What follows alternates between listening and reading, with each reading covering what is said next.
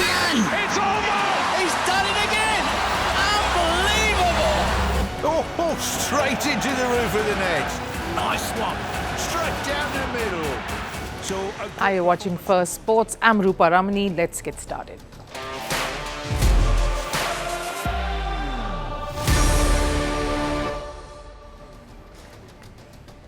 Right, on the show today, Mumbai sealed the 4th spot in the Indian Premier League playoffs. Who has been instrumental to their dramatic turnaround this year, especially from a shambolic 2024 and a season that began rather shakily too. Stay on to know more about how Mumbai finally arrested the unrest in the dressing room.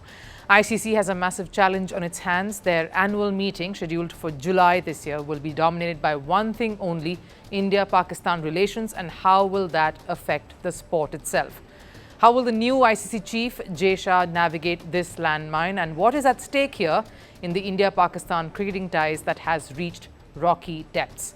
And vindication is indeed sweet, as tasted by Tottenham Hotspurs, who clinched a trophy to end their 17-year-long title drought. At the receiving end, Manchester United. How critical was this win, and who showed the way? But first, a look at the headlines on Sports 360. Starting with cricket, the BCCI announced the squad for India's Under-19 tour to England that is scheduled to take place next month and seemed to have rewarded the young IPL performers. Chennai Super Kings' Ayush Matre will lead the India Under-19 side. Rajasthan's Vaibhav Suryavanshi also finds a place in the squad. UAE registered their second T20 series win against a full member nation. The side beat Bangladesh in a 3-match series. After losing the first game, UAE registered consecutive wins in the series finale. Ali Shan Sharafu's unbeaten 68 and Haider Ali's 3 wickets is what helped UAE beat Bangladesh by 7 wickets. In tennis, French Open has elevated its prize purse to $63.7 million, a 5% increase to last year. The men's and women's singles winners will get $2.9 million each. The tournament is set to begin in Paris over the weekend. Meanwhile, former world number 1 Novak Djokovic had an easy start at the Geneva Open. The Serb beat Martin Fucsovic in straight sets. This was Djokovic's first win on clay this season as he gears up for the French Open. He will now face Matteo Arnaldi in the quarterfinals. And in chess, Grandmaster Arjun Erigesi has become the first Indian to qualify for the upcoming Esports World Cup. This after he finished 4th in a plain Swiss stage tournament. The Esports World Cup will take place in Saudi Arabia this July.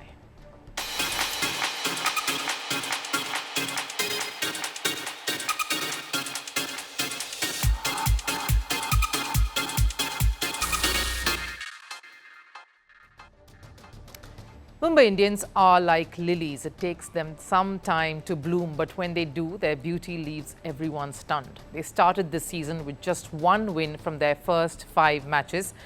Now, normally you think, oh, that is typical Mumbai Indians, starting slow off the blocks to then go on to pick up steam. But not after last year, not after we all witnessed how they collapsed as a team and as a franchise, post a captaincy shuffle that rocked everyone. But Mumbai showed this year what being a champion side truly means. Something has worked, and you can see it, because they are now on the verge of even finishing in the top 2. And the protagonists of this story are 2 leaders: Mumbai's skipper, of course, Hardik Pandya, and more importantly, India's T20 captain Suryakumar Yadav. Together, they have made Mumbai a potent force this year, rising from the doom and gloom.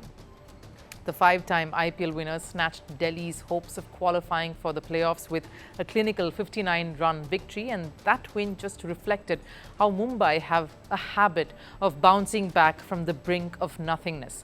They were down to 58 for 3 in a potential knockout game, but the strong will of 2 skies ensured they recovered. First, of course, despite a rain prediction, the clouds held firm and the match went ahead and completed without a hitch, letting the other sky, Suryakumar Yadav, rain havoc with his willow. He took the Delhi bowling unit to the cleaners in his 73-run knock, which had patience mixed with aggression at the tail end of that knock, to prove why he's the backbone of this confident and threatening-looking Mumbai setup. And it's not just his performance that shows a strong mental fortitude. This is a player who is the leader of a national side, but doesn't mind taking a back seat in franchise cricket to execute his role in that lineup. Trust Surya Kumar Yadav to annihilate the Delhi attack on the field. And then, of course, all smiles rush over to his interviewer, Harsha Bhogle, to hold an umbrella over him post the match for a chat.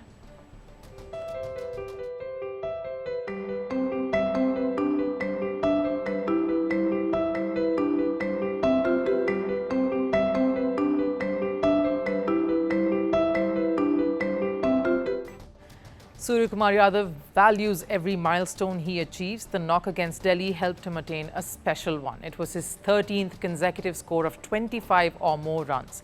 Becoming only the second player to do so in T20 cricket, he does bat low down the order, delivering a player of the match performance in a must-win game. My wife told me a sweet story today. She said, "You've got all the awards except man of the match. This award is special today. This trophy is for her." She waits for such moments and we celebrate it, obviously, looking forward to it. Quite the emotional touch to what was a match-winning performance. But the game was more than just Surya's brilliance.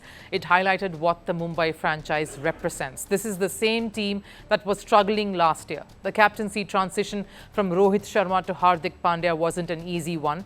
It hit them hard and they did not come out of it for a whole year, finishing last on the points table. The new captain Hardik being booed everywhere, not just in the away games but also at Wankhede, the home game. The year was a nightmare that they were walking through. All of that changed in just a matter of months. What we saw from last year to this year has been the fact that he also got the support of the crowd backing him. Last year, he would have been a little bit unsettled by the fact that the Mumbai crowd and the Mumbai supporters were not really backing him so much.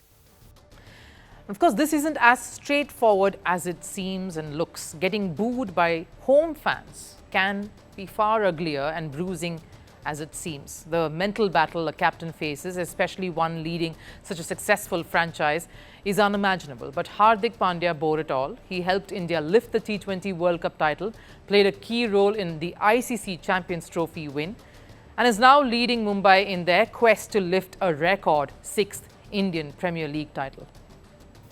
We are talking about his thinking, and we are talking about how his calming influence is. That is because he has not shown any emotions. That's the reason why Mumbai have come back so well. Yes, there are no signs of egos clashing in this team. Everyone has their place in the side. They feel secure, and somehow Mumbai seems to have overcome all the rumblings that was there from last year. The dressing room conversations, the smiles, enjoying each other's success stories. That's where the magic truly happens. And it's the mannerisms of guys like Surya Kumar Yadav who revel in their teammates' success that is permeating this unit.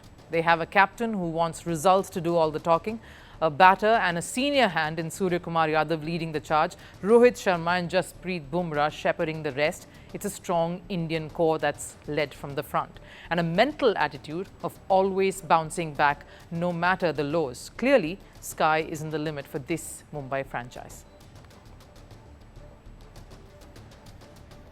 The ICC, International Cricket Council, is set to have its big annual meeting in July, and the one major talking point that is going to dominate it will be India-Pakistan relations.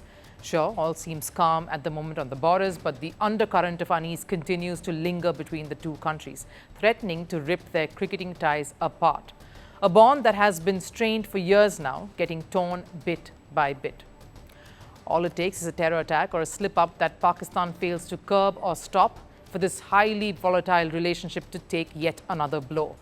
It's like sport. You need time to recover, rehabilitation to tend to an injury before you get back onto the field to perform. India-Pakistan relationship is like that, an injury that just has not got any rehabilitation or the time to recover and heal. And at the focal point of this ICC meeting is the person who is helming affairs for the ICC now, Jay Shah, who used to be the BCCI secretary until last year. So this in many ways could be a very uncomfortable and difficult one from his perspective. On one hand, he's aware of the stand that India, and by that extension the BCCI, would want to take when it comes to Pakistan. But as ICC chair, we'll have to play the role of the mediator here to strike that balance when it comes to talks between the two cricketing nations. And in front of him will be the dilemma of straddling two different points of view. One that will benefit the sport financially and help it grow, which is ICC's biggest goal. The other, of course, tackle the growing sentiment in the country and within prominent voices in the Indian cricketing fraternity of India cutting all ties with Pakistan. Basically removing the last vestiges of whatever is left of this cricketing rivalry, which began in full gusto decades ago, but slowly has been stripped down to the bare minimum. Only ICC tournament face-offs. And that is also threatening to breathe its last, because the call for snipping all ties is gaining momentum, which could go up to not pairing India and Pakistan in the same group at all major tournaments. तोड़ना भी चाहिए, 100% तोड़ना चाहिए, strict action लेना ज़रूरी है, ये कोई मजाक नहीं है यार, हर साल ऐसे होता रहता है. Till all this doesn't stop, there should not be anything between India and Pakistan. Matches will keep happening, movies will be made, singers will continue to perform, but nothing comes close to losing a loved one in your family. I mean, if you got two countries, fighting against each other, then it's a little bit difficult to play sport with each other. I won't be surprised at all if the Asian Cricket Council gets disbanded with what's been happening.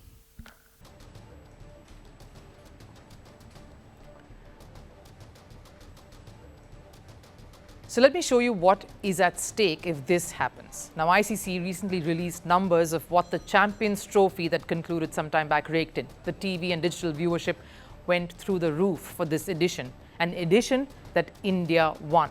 The tournament, of course, recorded a whopping 368 billion global viewing minutes across global markets, which is a 19% rise on the 2017 figures. India defeating New Zealand, which was at that final, was the most watched. The third was the most watched Champions Trophy fixture ever, and third most for any ICC tournament. Of course, the other two here also featured India, a point to note. The event, of course, recorded 65.3 billion viewing minutes globally, shattering the record set during the 2017 final by 52.1%. The tournament, of course, became the most watched Champions Trophy ever in Australia as well, with the viewing hours up by 65% as compared to 2017, with enhanced coverage featuring the introduction of Hindi language feed that witnessed the highest viewership of any ICC event. Of course, what these numbers say is two things. One, India winning generated massive viewership, a point that was reiterated at the T20 World Cup in 2024 as well. How the subcontinent and the Indian viewership is key for the continuous growth of cricket. And of course, two, the matches that are generating the massive eyeballs are the ones involving India, needless to say, as opposed to the Pakistan games that did not even have spectators at the stadium, let alone online. So this is what Pakistan will set to lose and miss out on. If India, and by that extension ICC, pulls the plug on any India versus Pakistan encounter across all tournaments, the first inflection point, of course, being the Asia Cup that's lined up this year, Pakistan's cricketing revenue will take a massive hit, because it all depends on a face-off with India. Their revenue share depends on this match, and that's what it has come to increasingly over the last few years, which is ironic with their cricketing stature plummeting and their team faltering repeatedly. That's the kind of decisions that the ICC and the boards in question here, not just India and Pakistan, will have to wrestle with, because a dent to this would mean a dent to their overall product. The sport itself, one that they all have contributed to over the many decades, a sport that has now reached the Olympics as well, where an India-Pakistan face-off would shatter all records. That's the tough decision that the ICC will have to sit with here on. Two struggling English top clubs competed in the Europa League final yesterday. While both were eyeing a silver lining to an otherwise difficult season, it was Tottenham Hotspur that emerged victorious, breaking the hearts of Manchester United. A rather lackluster game for a European final, but given the title drought Tottenham has experienced, the 1-0 victory was highly significant. And of course, emotions were running high from the players to the coach and of course the many Tottenham fans who had travelled to Bilbao. The Europa League title marked a major milestone in Tottenham's history. This trophy ended years of heartbreak and a historic feat for everyone involved. For the North London club, this was their first trophy in 17 years and a first Continental Cup in over 4 decades.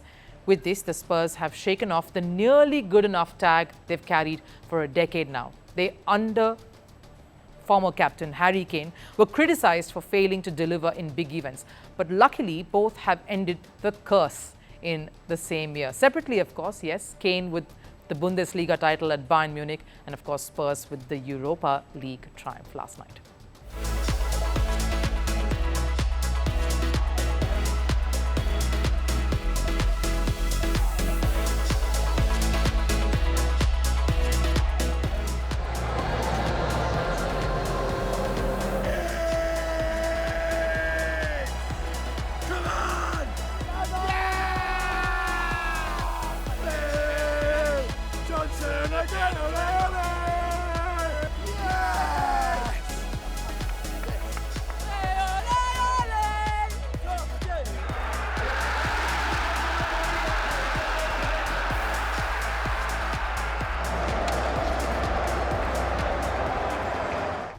Sure, the 42nd minute goal from Brennan Johnson was scrappy and the performance was a rather bland one, but the importance of this victory goes far beyond this. The hunger Tottenham had to win the title made them do what they had to. The Spurs lineup got physical, prompting United not to even do the customary handshake at the end of it all. Now, not too long ago, Tottenham boss Ange Postecoglou said he doesn't do 1-0 wins, that he always preferred to dominate. But when a European Cup final was at stake, the team was happy to take a back seat and defend when they were in command. Hence the change in approach. What the manager didn't change, though, was his belief. He lived up to the statement he made last year: "I win trophies in my second season." All I've done my whole career is win things, and but I understand, look, obviously the way things have gone in the league, people are rightly to be concerned about. Like I said, I don't think there's a true reflection of where we're at. But whatever happens, I said my own sort of belief in what I do doesn't waver, and I'll continue to kind of push on to do what I do. Even the best player in the Premier League right now took notice of this.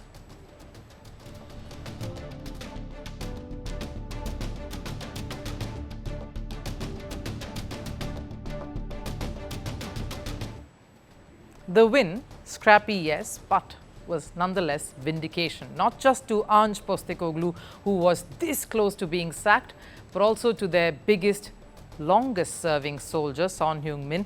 And what's more important to that, right before the final, the South Korean himself had faced intense scrutiny. Just recently, he was splashed across Korean media for all the wrong reasons. The footballer had been accused of coercing his ex-girlfriend into having an abortion. So this win came at the backdrop of this raging controversy.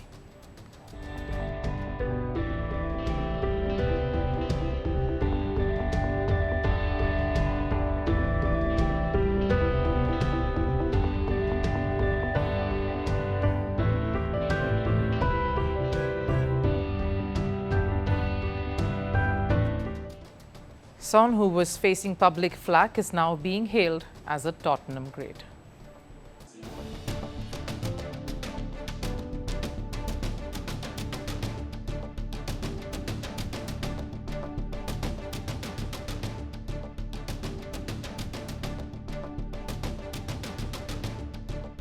Yeah, dream come true, 100%, and I believed it from day one that we can win the Europa League, and today's the final day that happens, and more than happy. Lucky is the guy, happiest the guy in the world. There was one Park Ji-sung who set the Premier League on fire. For years, he was hailed for his success with Manchester United. Maybe the Premier League has found another South Korean with the same fervour and passion. What this win has done is not only salvage Tottenham's season, it has given them hope. Despite reeling at 17th in the Premier League, they will compete in the UEFA Champions League next year. But what the club, the players, the management, and of course the fans will remember is not their struggling EPL campaign, but a win that gave them belief that Tottenham aren't just good enough. They can be European title holders. It's wins like these that become cornerstones of a legacy. Maybe this victory has not just shaped the team, but an entire club for years to come.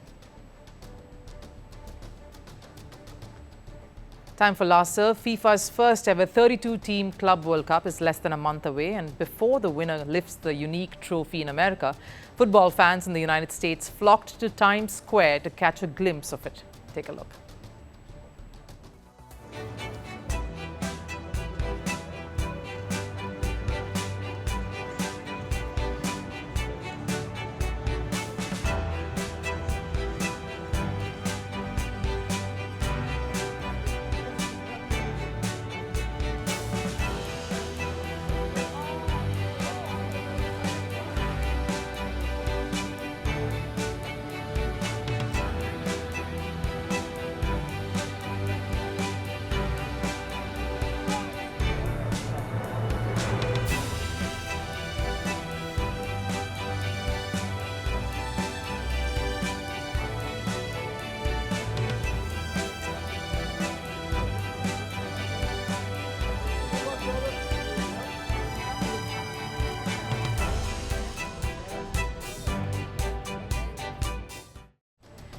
That wraps it up here on First Sports. I'll see you again tomorrow. Till then, take care. Bye-bye.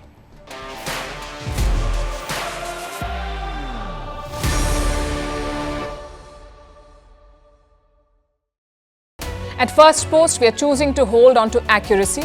That means we won't always be first. We may not get you your breaking alert. But what you will get is what we owe you. And that is the truth. Verified, checked, and cross-checked. We rely on sources and verified ones. After all, that's what separates a journalist from a loudspeaker. But sometimes even we miss a beat. And when we do, we will tell you. We ran visuals from a registered news agency. That visual turned out to be fake. So we are taking accountability. And from now on, we will cite the source of every visual, every picture, every video that you see on Firstpost will have a source mentioned. That is our commitment to you. We will wait, we will verify, we will ask again, and only then will we tell you. No noise, no panic, just the facts. Because right now, that is what the country needs most.